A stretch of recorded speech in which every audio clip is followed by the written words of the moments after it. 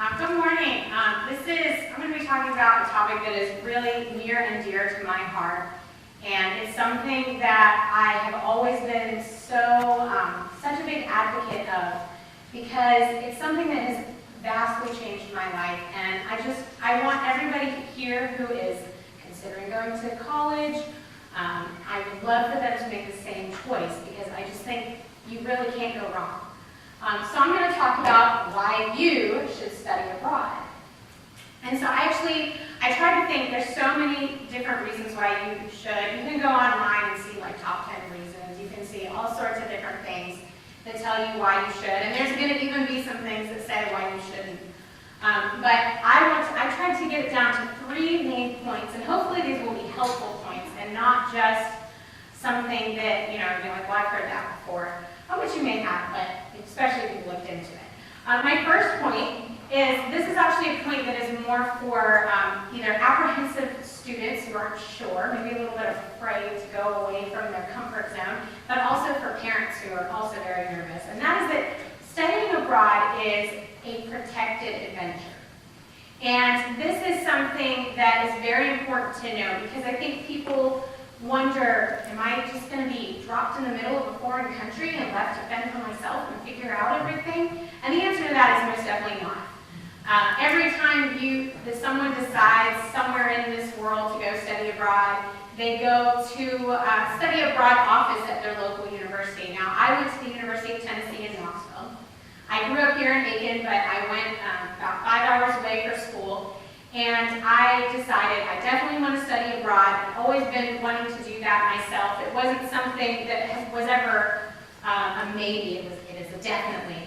So I decided that I was going to do that, and so I went to the local study abroad office, and they helped me through pretty much everything. They told me what documents I needed. They told me, they counseled me through where I would go.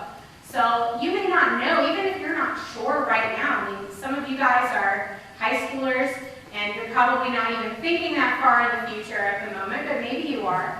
And I wasn't sure myself. I kind of had an idea, and you might be surprised to learn this, but even though I am a Spanish teacher, I did not go to a Spanish-speaking country. Being a Spanish teacher was not even on the blip of my radar at that point in my life, and all I knew was I was a huge fan of The Lord of the Rings, so I wanted to go to Britain. I wanted to go there, and I wanted to see what the culture that inspired him so much, if it could maybe inspire me as well. So when I was talking to the study abroad office, they said, okay, well, there's multiple options here. There's London, Manchester, all sorts of different options. Well, I have always been somewhat of a country girl at heart, and I just did not want to go to a huge city. That was a little too much for me. I want to go somewhere else, but I don't want it to be somewhere that is necessarily known by other people as much. So they gave me more options, and the option that I eventually chose was Swansea University in Wales, which is separate from England, and it is its own little area. It is a beautiful, beautiful country. It's not as big touristy place as you might find in other parts of Britain. It's not as well known, so people don't generally make a point to go there.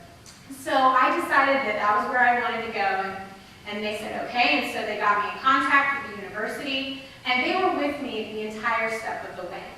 They let me know what documents, like I said, what documents I needed to have, what the price was going to be, because let's be honest, that's a pretty big, important part of that. And it ended up, there were multiple ways to get it done as far as price, and it was actually a lot easier than I thought it would be. Now, of course, there is something to be said for, yes, it's still expensive, but it's definitely one of those things that is worth the effort of saving money for. So I went, and when I got there, and once I got there, it wasn't just like, okay, that's it, have fun, go on your own adventure. The Swansea University itself was great about making sure that I knew what I was supposed to do, making sure that I knew where I was supposed to go, how I was supposed to sign up for classes, all of these different things. And so it really is, from A to B, it's a protected adventure. And even when I got to Swansea University, when I got there, they had a bunch of tours that I could have taken to kind of go around some of these more important places in Britain. For instance, I went to Stonehenge. So I was super excited to go on that trip, and this was actually a trip that was for the Americans that had come across to Britain, and they had this day trip, and they said, all right, we're going to have Stonehenge and Avery. So I really enjoyed that. Now, interesting story, I didn't actually go on a single any more of the tours that they had provided, and there's a reason for that. And that actually brings me to my second point, which is that when you study abroad, it actually is going to break the box. And what do I mean by that? If you've ever heard the phrase, think outside the box, generally, of course, that's someone trying to tell you you need to be creative. You need to start thinking outside of what you might the normal ways that you might think about a problem. And one thing that studying abroad does for you is it actually basically breaks that box so that you are going to be a lot more creative in the future and think in ways that you never knew you could. When you grow up, you are growing up in what I call a cultural box. And this isn't just the food you eat, this isn't just where you live, this isn't just those kind of in my Spanish class we talk about food and we talk about music, and yes, that is part of it.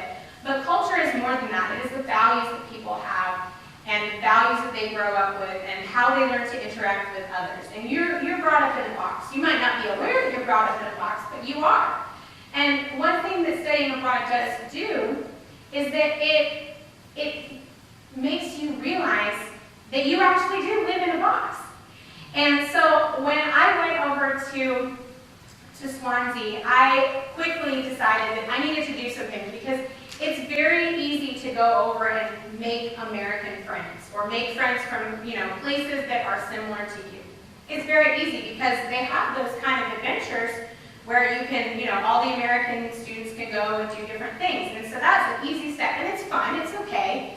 But if you really want to get everything out of the experience that you can, you have to immerse yourself in the culture. You have to make friends of the local people. And people always say, oh, do different things when you study abroad. Well, yes, do different things. You should. You are already doing a different thing by going. But I also would give advice to say, if something is important to you, whatever that may be, whether that's your religion, whether that's sports, whether that's art, music, science, whatever that is, just like the university here, there are multiple clubs and organizations at the university you go to that you can join. And you should join something that is close to your heart. Because if you do that, you're going to make better friends. I personally, when I went, church is very important to me, so I joined the Christian Union and I joined a local church. Most of my friends that I met were from those groups. And they were the ones that helped me do other things that were fun as well.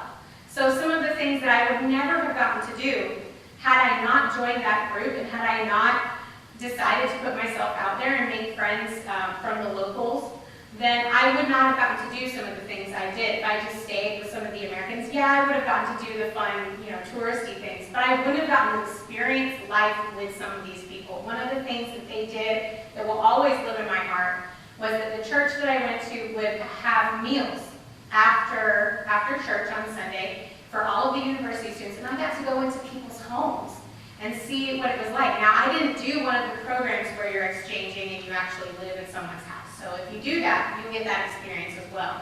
I did where I was living on campus. So for me, that was such a huge experience because I got to see how people lived. I learned so much. People talk about culture shock. It is a real thing. And generally what happens is you think that culture shock is going to be the big things like what I was talking about, the music, the food, those sort of things. And it sort of is at times.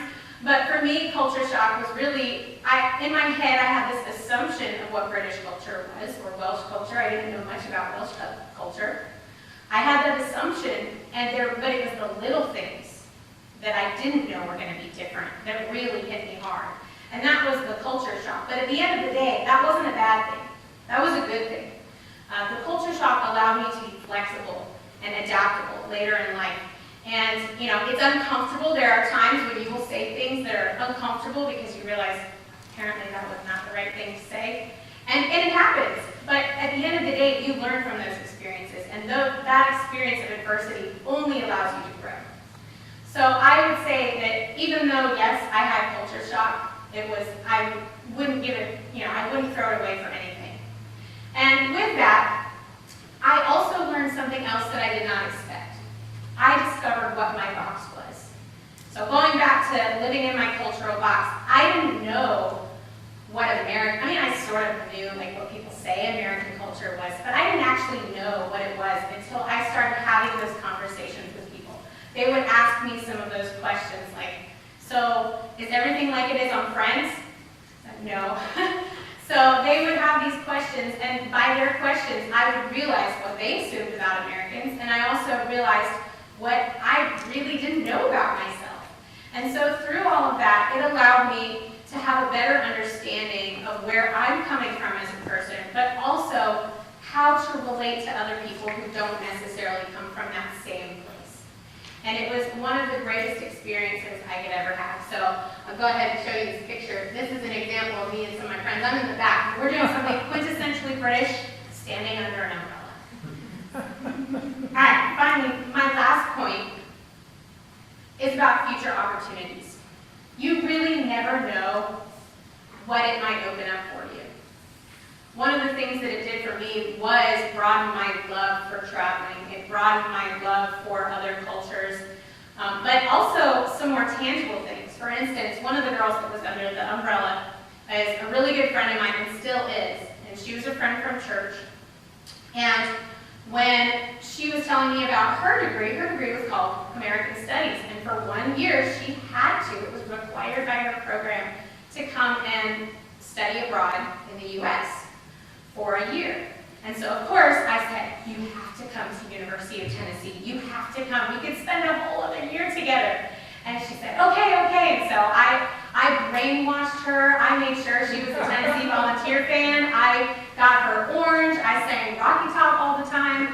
And she said, I am coming. And so a couple years later, she came.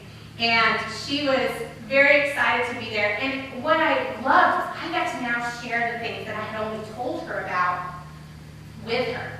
I got to share Thanksgiving with her. I got to do all of these things that were really just so much fun. And now I knew exactly what to show her because I knew what she would find interesting. So it was definitely something that I really enjoyed. And because of that, she actually, her name is Heidi, and she, you can go to the next slide. I told you I brainwashed her. So she actually met one of the guys at our Christian group. And they are now married and they live in California. So she's living her dream because she was an American Studies student. And so with that was an opportunity for her on that end. And then later in life, after I had come back, after I had graduated from undergrad, I remember thinking, what do I do now? I know I need to change. I know I need to do something else. And so I started thinking I wanted to get my master's. I knew that was important to me. Not everyone has to do that, but for me, I wanted to do that. And I was thinking, and of course we all know, we hear about all the time how expensive things are. So I was looking around, and I just really wasn't finding what I wanted. And it suddenly popped into my head, what about Swansea? And I don't think if it hadn't been for that first trip, that I would have ever thought to myself, maybe I could also do an actual degree, a full degree in another country. So I decided that when I went back, I was going to actually go to Swansea University to get my master's. And this time it was for a whole year. And it was so exciting that I couldn't, I remember getting on the plane and thinking, what am I doing? Oh my gosh, I can't believe I'm doing this again. But then as soon as I stepped off that plane, I remember thinking to myself, oh yeah, this is like home. Because the first place that you live abroad is actually going to feel like a second home to you.